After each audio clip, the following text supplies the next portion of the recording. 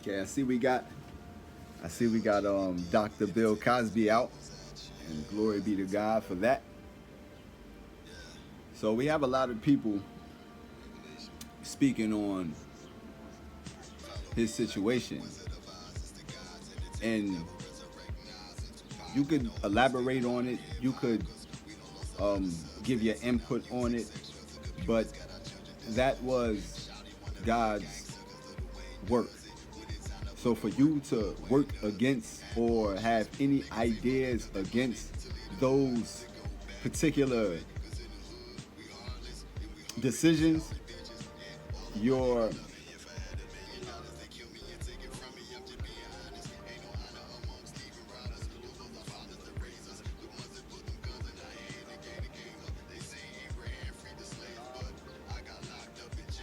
there's a lot of things set up to distract you in this world, whether it's from yourself or whether it's from something that you have to do or that you're included in.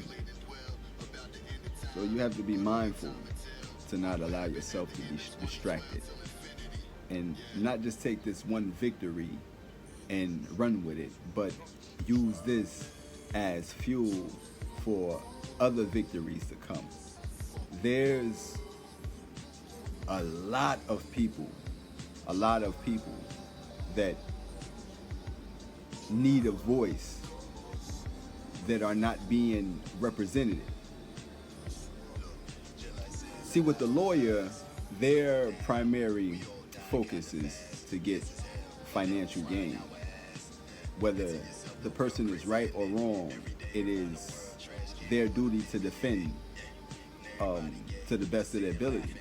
However, money is involved. So now you're having someone do something out either the kindness of their heart or for financial gain. So 9 times out of 10, and the legal system is for financial gain.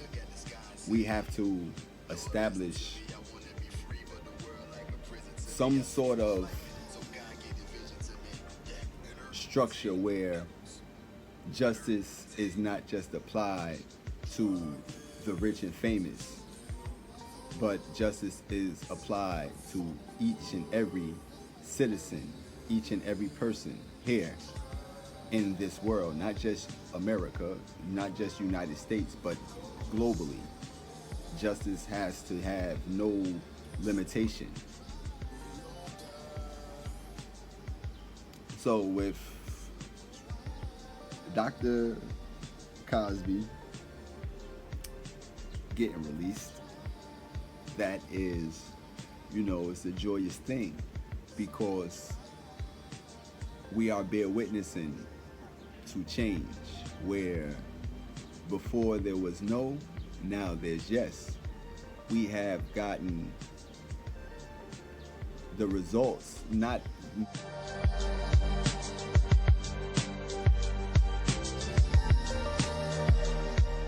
maybe to the extent that we want them, because 22 and a half years is, some say, is a slap in the face, but justice is justice. And who knows what will happen to him in the course of those 22 and a half years. He may come to his realization. He may really, really, really repent. And once you repent, once God forgives you, there's, like I said, once God touches it and you try to go after it and touch it, you become cursed. You become damned. So if God says, let that go, and you continue to carry on, you are putting yourself in a bad situation.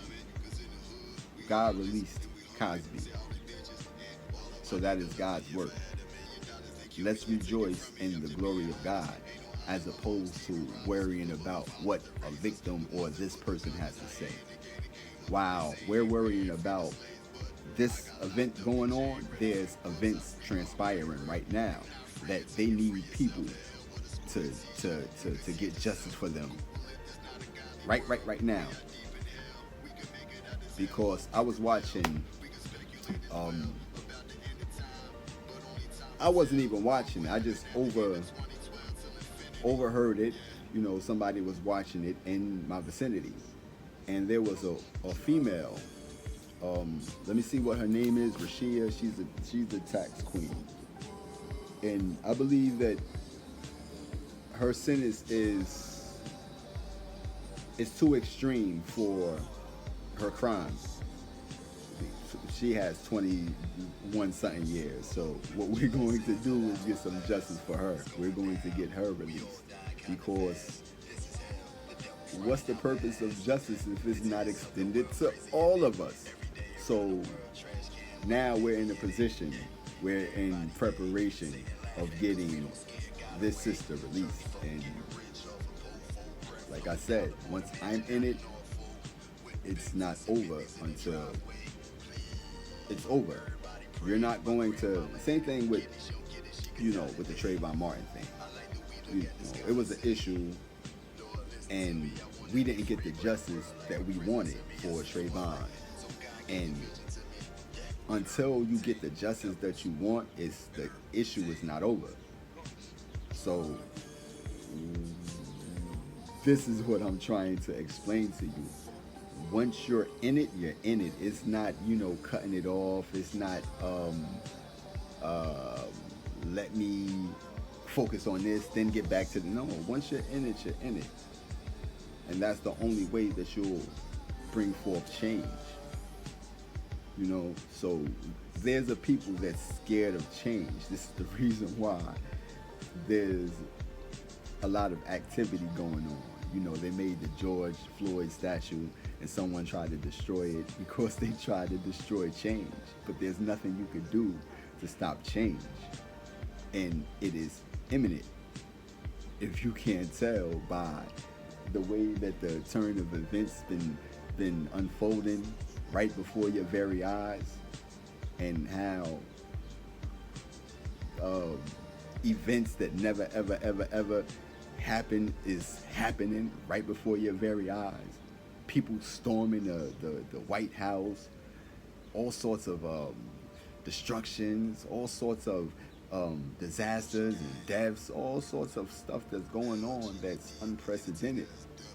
And we don't take time to realize the role that we play in this and how we can affect the result by taking action right now. What we do right now will determine how this all plays out right now. So either you're going to be in or you're not. Those are the only two. You can fake it to make it, or you can really be about it. So let me get this girl's name. I think her name was Rashia. She's the queen of tax fraud.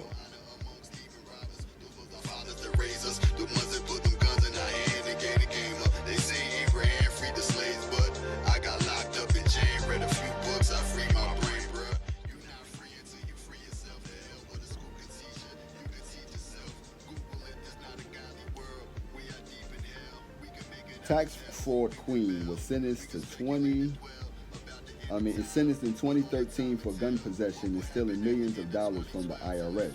Now, an appeals court has rejected that sentence and ordered a new one. 28-year-old Rashia Wilson is an inmate at Aliceville Federal Correction Institute in Alabama. She is set to be released in January, 2031 with good behavior, of course, but not now. That could be sooner. Yes, let's make that a lot sooner. Tax fraud has always been a problem, and with the growth of the internet, the identity theft business has been booming. One particular case sticks out from the rest. Self-proclaimed tax fraud queen Rashia Wilson posted on social media sites like Facebook, Twitter, and Instagram that she couldn't get caught. Tax fraud queen was sentenced in 2013 for gun possession and stealing millions of dollars from the IRS. Now, an appeals court has rejected that sentence and ordered a new one. 28-year-old Rashia Wilson is an inmate at Aliceville Federal Correction Institute in Alabama. She is set to be released in January 5th on 2031 with good behavior. Of course, now that could be sooner. The court hasn't been clear on how much her term will be cut, though she appeals though the appeals court found procedural errors that added years to her prison sentence. Miss Wilson's sentence was complex because she was indicted twice in 2012. She pleaded guilty to illegal gun possession and admitted netting over $3 million by aggravated identity theft and wire fraud in a tax refund scam. Okay. Let's move to get Rashia Wilson released, because that's a little bit too much. That time is kind of imposing, and for the IRS to take a personal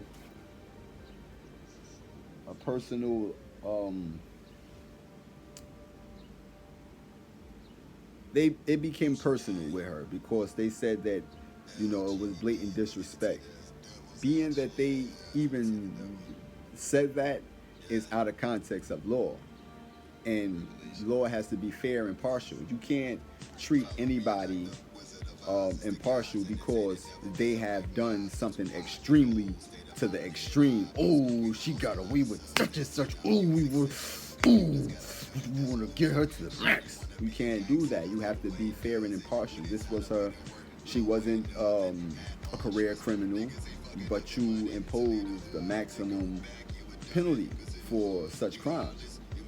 And not only that, but you recouped most of all of the whatever it is that she occurred. And let's be fair, the sentence is a little bit too weighty. Come on, man. This is tax fraud. People is influenced by money. Money should not be the being sucked in to greed should not be something that should get you severely disciplined. Once you get that punishment for your greed, and then you continue to be greedy, like say you give her 5 years the first time she tried that, then when she got home she did it again, and that's blatant disrespect. This is where you can get the extreme measure. We have to go to extreme measures, because the first time we tried, you refused to change. The second time we gave you a second chance. The third time, now 20-something years, you'll never come home until you realize how much of a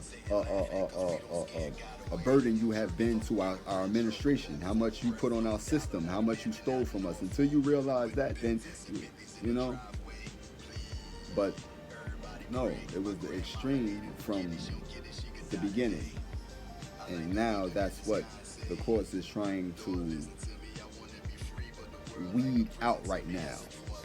Do we proceed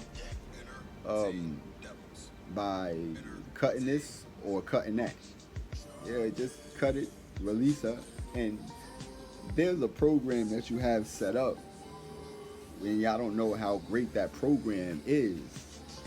And what they call that is, I don't know, it's a targeted individual program. You can use that program to release your prisoners that may be a risk to, society. And regardless of what they do, they're always being monitored without even knowing that they're being monitored. That is what the program should be used for, to reduce prison and integration into society. That is a good, because I've experienced it. And if you're not doing nothing wrong, then you shouldn't even worry about anything. But if you're doing something wrong and you know that you're being watched, that might offend you. But if you're not being watched and you're doing something wrong, it shouldn't even matter. But that's what that program could be used for, as far as establishing a new or more effective correctional facility, but um, a form of correcting correcting a person's actions so that they would be able to reintegrate back in society, with society actually playing a role in a person's um, adjustment. So I think that that is something that we should look at or look into, because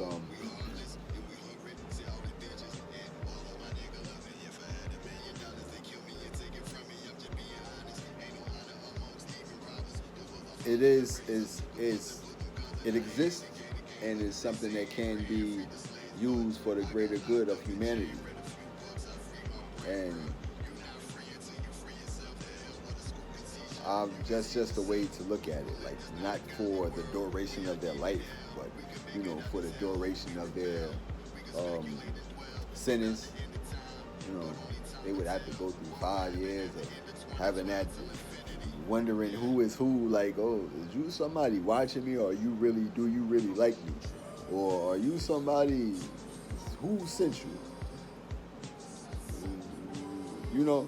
So um, I really believe that that is something that we should focus on right now, as far as um, getting sentences overturned that may have been inappropriate or excessive, or the person was just flat out innocent. So we are moving at this moment to get all those wrongs rectified. So it would be an honor for you to side with the righteous and make any kind of change that would bring forth a change in the world. It would only be right for you to make that contribution.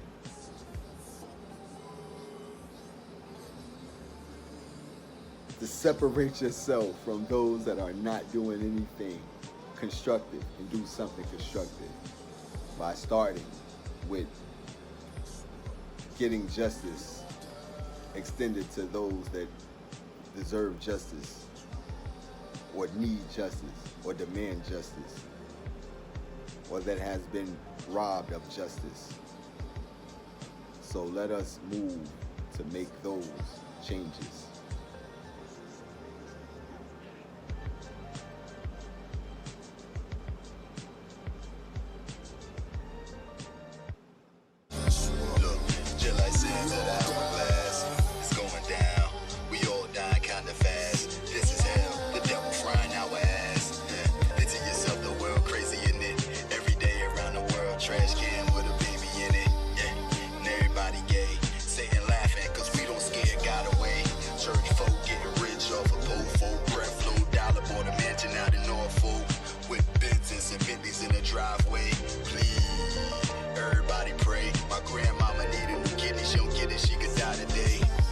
I like the we look at the sky.